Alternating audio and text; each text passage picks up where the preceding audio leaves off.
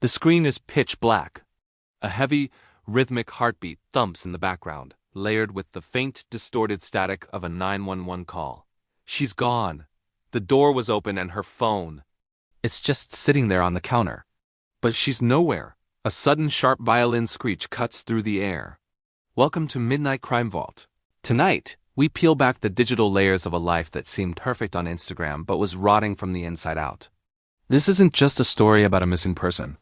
It's a story about the ghosts we leave behind in our pockets. The GPS pings, the deleted searches, and the encrypted messages that prove our closest friends might actually be our greatest nightmares.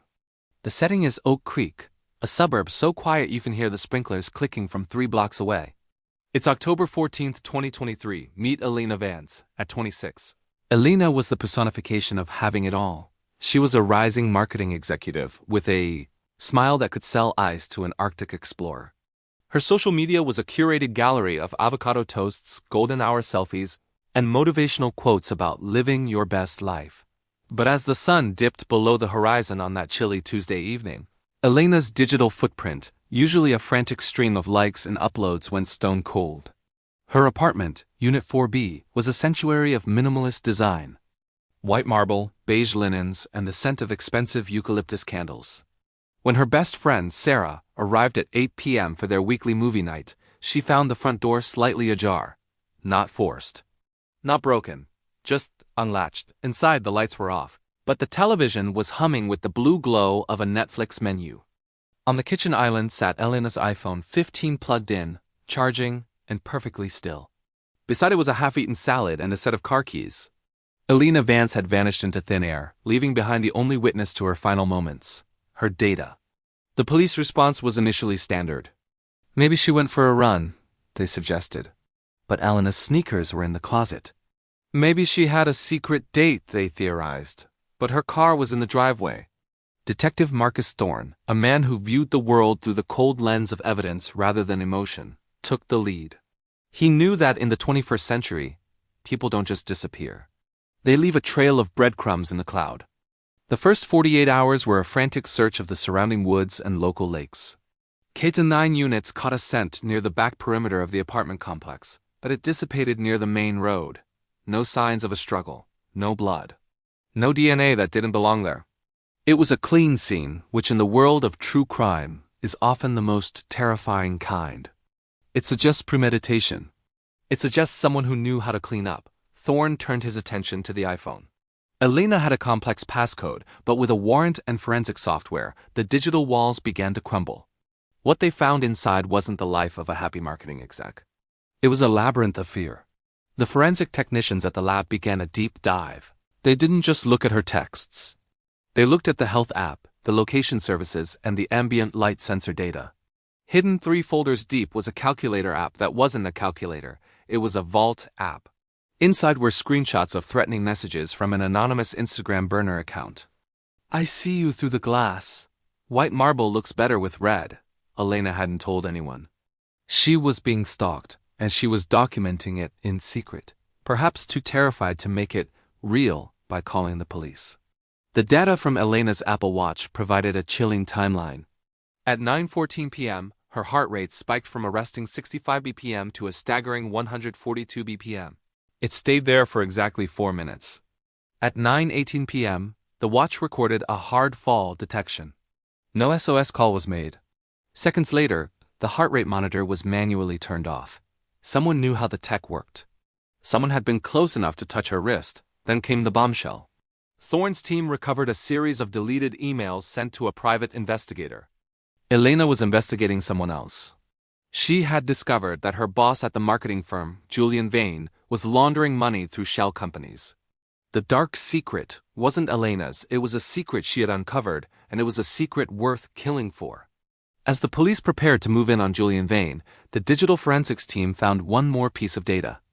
A Find My ping from an iPad registered to Elena. The iPad was active. It wasn't at the office. It wasn't at Julian Vane's mansion. It was moving. The GPS coordinates placed the device in a remote cabin 3 hours north of Oak Creek. When the SWAT team breached the cabin, they didn't find Julian Vane. They found Sarah, the best friend who had reported Elena missing. Sarah was sitting in the dark, staring at Elena's iPad, scrolling through the photos, but Elena wasn't there. Sarah had been the one stalking her. The money laundering emails? Sarah had forged them to point the finger at the boss. Sarah's motive was the oldest one in the book: obsession. She wanted Elena's life, her looks, her success. If she couldn't have Elena's friendship exclusively, she would have her memory. But where was Elena? Sarah refused to speak. She just smiled, a cold, vacant expression that sent shivers down the detective's spines. The case seemed at a standstill until a junior tech noticed a discrepancy in the HomeKit data of Elena's apartment. The smart thermostat had recorded a drastic drop in temperature at 9:20 p.m. on the night of the disappearance, and the smart fridge door had been left open for 15 minutes. Police returned to the apartment with thermal imaging. They moved to the kitchen. They pulled back the sleek, minimalist cabinetry. Behind a false wall in the pantry, designed for wine storage, they found her. Elena hadn't been taken away. She had been there the whole time, hidden in the very home she thought was safe. The data didn't just solve the crime, it narrated the murder. Every movement Sarah made, every spike in Elena's pulse, every digital footprint was a silent scream for justice. Sarah was sentenced to life without parole. The community of Oak Creek changed forever. Doors are now locked twice, and neighbors look at each other with suspicion. But the true haunting reality is that our devices know us better than our friends do.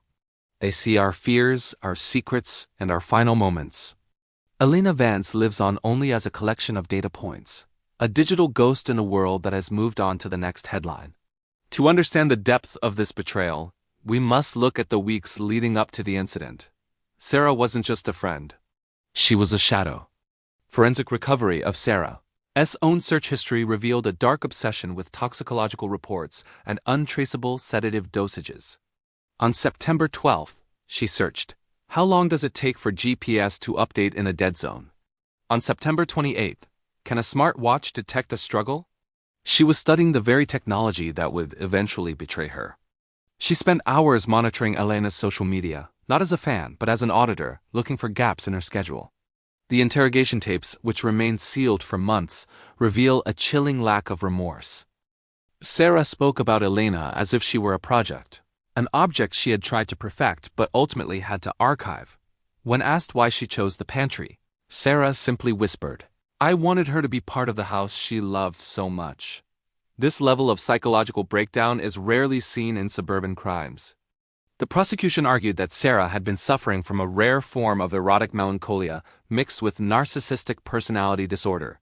She didn't want Elena dead as much as she wanted to stop Elena from existing without her.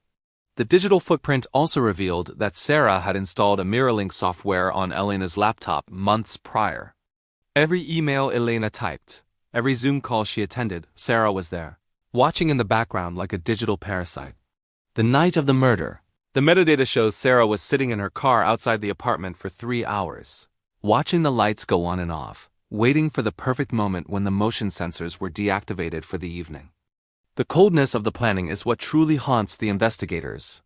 They found a notebook in Sarah's nightstand where she had practiced Elena's signature over 1,000 times. She wasn't just killing Elena.